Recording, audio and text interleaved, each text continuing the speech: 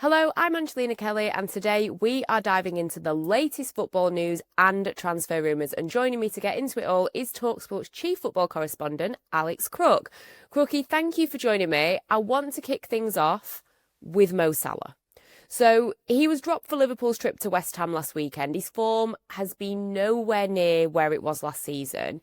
He's been linked with this move to Saudi Arabia for a while now. Could he make the move there? And if yes, how soon? I think I heard our colleague Sam Matterface say on Game Day Live on Sunday that it was the first time in his Liverpool career that Mo Salah has ever been dropped for a Premier League game. So it was a massive statement as far as Arne Slot was concerned. Not one that Liverpool fans were protesting about because they realised that Salah is a club legend. They appreciate what he did for them in that title-winning season last year. But his form has tailed off. There's no doubt about that. I think there are a plethora of reasons, not least the loss of his dear friend Diogo Jota, and I do think that's affected a lot of Liverpool players, probably more than has been publicised. But in terms of his future, I don't think this interest from Saudi Arabia, this huge offer, has ever really gone away. And I think the fact he's been left out, the fact Liverpool have got a younger profile of striker now in Ekitike and Isak, and potentially Antoine Semenyo will come on to him. I think the Saudi deal makers believe there is a chance to get Salah out of Anfield. Obviously, he's 6 months into a 2-year contract. I don't see this as a deal that will happen in January, but certainly if he continues to struggle for form and struggle to hold down a place in the team, then I think it will be very real come the summer. Al Hilal are still interested. There are other clubs in Saudi as well. And I think Salah's always been the dream target to take a Muslim player, a superstar of African football, to Saudi Arabia. I think is a massive draw for those Saudi deal makers. And obviously they're going to offer him huge money to see out his career in the Middle East. So you mentioned Antoine Semenyo there. If this deal does happen, whenever it may happen, how would Liverpool look to reinvest, the cash, the savings on wages? Could Semenyo be on their list considering he has a release clause, or are there other clubs that would maybe beat them to him? He's certainly on their radar. He was signed by Bournemouth by Richard Hughes, who's now the sporting director at Anfield. I know they spent a lot of time scouting him before prizing him away from Bristol City in the Championship. So Hughes knows better than anybody his strengths and weaknesses. I think Semenyo fancies the opportunity to join a club of the size and stature of Liverpool, but this is by no means a closed book in terms of other potential suitors. Manchester City, as I wrote in my notebook last week, are very much at the table. I think Pep Guardiola is concerned about the lack of goals from midfield, although of course Phil Foden chipped in with a couple at Fulham in midweek, so did Tijani Reinders, but I think Guardiola feels they've become a bit too reliant on Erling Haaland and sees Semenyo as someone who can come in and at least get into double figures in the Premier League for City. We know he spoke to Manchester United and Tottenham in the summer before signing a new deal at Bournemouth with this release clause, which I believe actually is a little bit less than the £65 million that has been touted in some quarters. Tottenham, I think, would like to pull the cord in January. They realise that they're struggling at the top end of the pitch, but I'm not sure they're his preferred destination. And I think Manchester City, maybe it's more one for them come the end of the season. Actually, the release clause drops even lower. So it will be fascinating to see if any of those big clubs do pull the trigger in January and try and get a head start on their rivals. Yeah, it'd be interesting to see, won't it? I mean, who would you say is the most keen on him right now, or is it hard to tell? I think it's hard to tell. Listen, I think Tottenham are desperate for him, but I don't think he's as desperate to go there.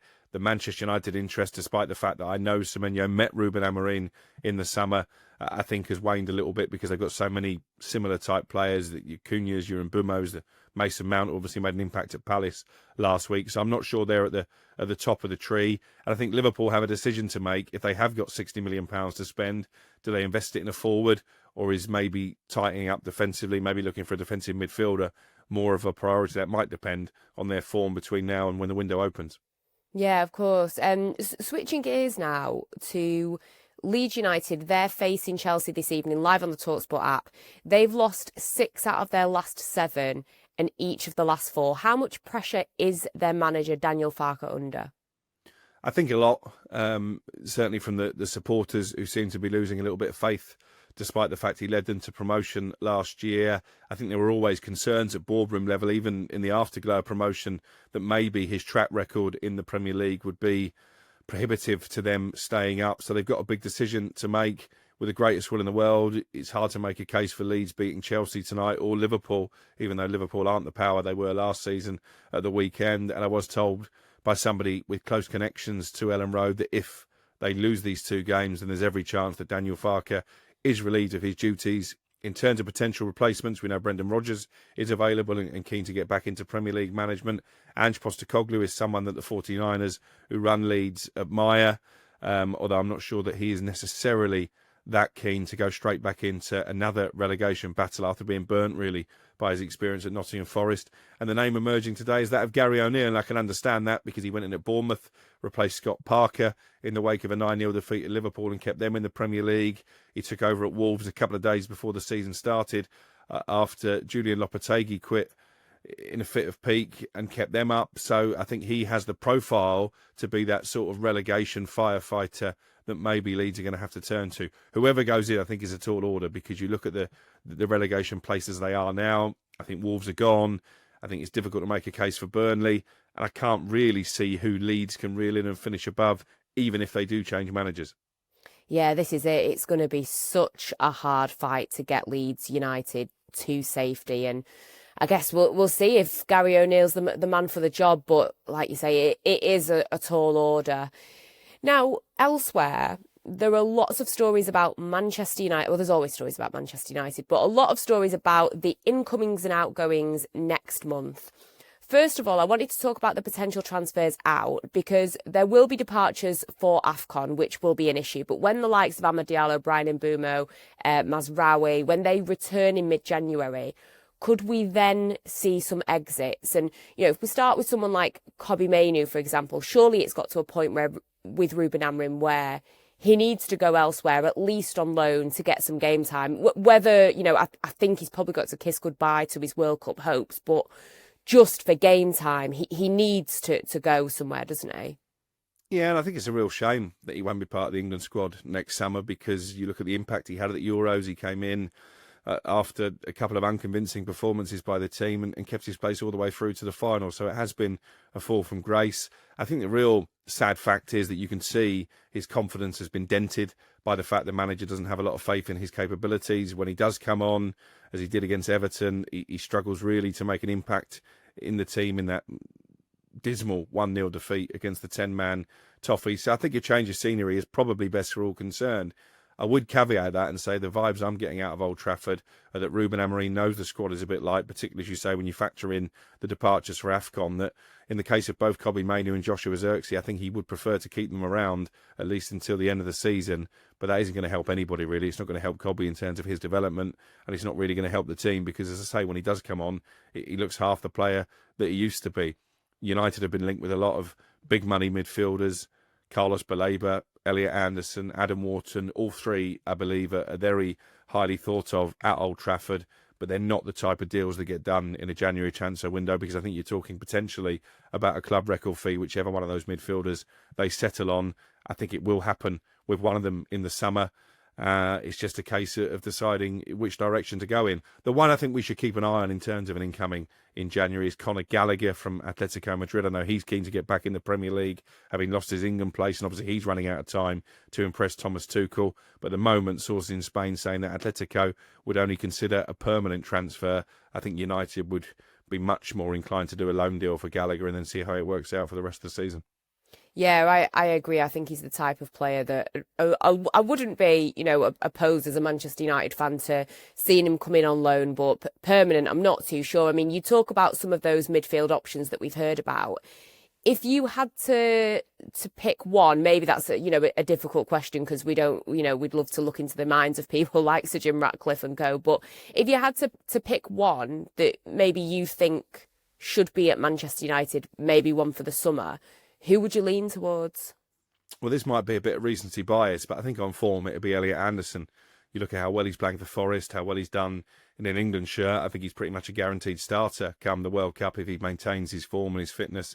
Carlos Baleba has been really disappointing. I've seen him a few times for Brighton this season. He's been taken off at half-time 4 times in the Premier League, so that shows you where his form is at. Is that because he's had his head turned by the interest from United potentially, but he's not playing well? I think in terms of Adam Wharton, fitness-wise, he's got a little bit to prove. He's someone who seems to run out of gas a little bit in games. I think he's got huge talent, but that would be a little bit of a concern. So I think at the moment, Anderson probably is the best all-round option. And you mentioned about, the deals that may or may not happen in January, and obviously the lack of squad depth that Manchester United have. Manuel Ugarte and Joshua Zirkzee, they have been linked. Can you see them moving in January or not because of that issue? Again, I think because the squad is not that deep, because they're going to lose players to AFCON, I think Zirkzee will be kept around. Ugarte is an interesting case because he was one of the players picked out for criticism by Ruben Amorim in the wake of last season, 16th in the Premier League, lost the Europa League final. I think Amorim feels that Ugarte is not playing at his best level. My view on Ugarte is he doesn't have the mobility or the legs for the Premier League. So I think he will go, be it in January or the summer. I think his Manchester United future looks quite bleak. And finally, we've seen that Ruben Amorim has spoken about the wing-backs, saying that they're far from their best.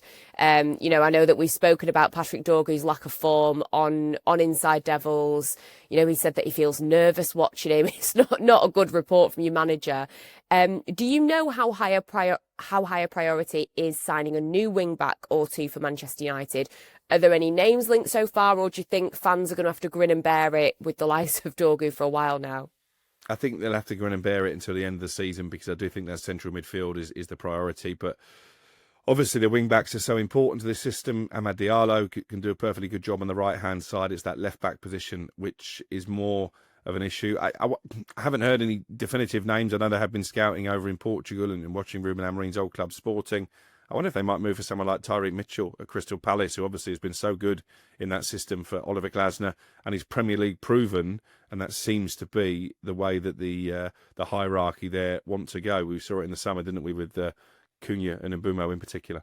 Yeah, and listen, anyone that can play in that system effectively already is a massive plus for Manchester United, because we know Ruben Amorim is not budging on his system. Well, there you have it, Crookie. Thank you so much for joining me. I know that you're jetting off to the US now. You've part of the World Cup draw. You're booked and busy as always. But don't forget to let us know in the comments what you think about that latest news. And don't forget that this video is in association with our own bookie, talkSPORT Bet. Download the app or head to talksportbet.com if you want to get involved. 18 plus T's and C's apply. BeGambleAware.org.